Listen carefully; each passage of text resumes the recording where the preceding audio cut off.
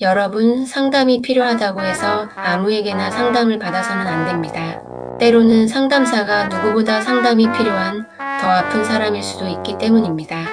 오늘은 실제로 제가 경험한 한 상담사와의 관계를 통해 상처 입은 조력자가 왜 타인을 해치게 되는지, 그리고 우리가 그런 관계에서 어떤 신호를 읽어야 하는지 이야기해 보려 합니다. 그 사람은 상담사였고 지적이고 단정해 보였습니다. 하지만 그 상담자라는 역할은 사실 현실 자존감의 실패를 보상하려는 방어기제였던 거죠. 이혼 후 친정에 의존하며 살고 있었고 자기 삶의 주도권도 감정의 자립성도 부재한 상태였지만 나는 괜찮은 사람이다라는 가짜 자아상을 유지하려 했었습니다. 그리고 상담은 그런 자기애적 결핍을 가릴 수 있는 권위의 가면이었어요. 도움을 주려는 진심보다는 나는 아직 괜찮은 사람이다라는 착각을 유지하기 위한 선택이었던 겁니다. 제가 사랑하고 결혼하고 삶을 주체적으로 꾸려가던 시기, 그는 축하해라는 말을 하면서도 말끝마다 뾰족한 가시를 숨겼습니다. 너 도구 잘 쓰네? 라고 웃으며 제 여행 준비나 능숙한 모습들을 조롱하듯 비꼬았죠. 칭찬조차 진심이 아니라 경계와 질투로 포장된 말처럼 느껴졌습니다. 제가 오늘 선생님 귀여우세요 라고 말했을 때 그 사람은 웃으며 이렇게 말했죠. 나 혼자 산다고 그런 소리 하는 거 아니지? 이건 단순한 농담이 아니었습니다. 그 안엔 사랑받고 싶은 욕망과 나는 그런 사랑받을 자격이 없다는 자기 혐오가 뒤엉켜 있었어요. 결국 그 상담사는 공황장애를 겪었습니다.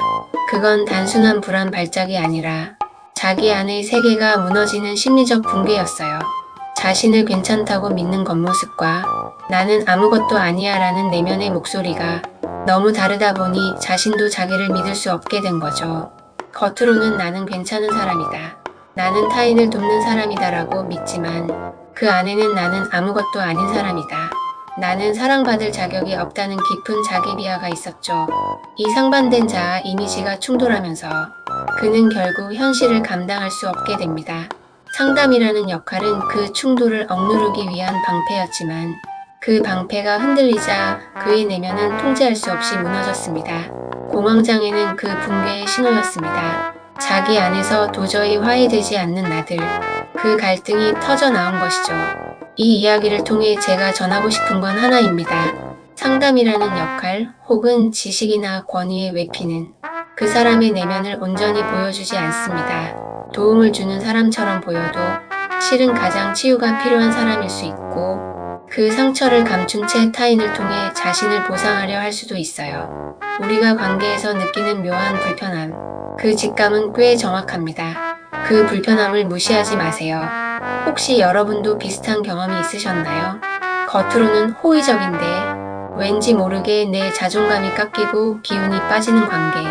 그게 바로 정서적 폭력의 신호일 수 있습니다. 그 사람을 미워하라는 뜻이 아니에요.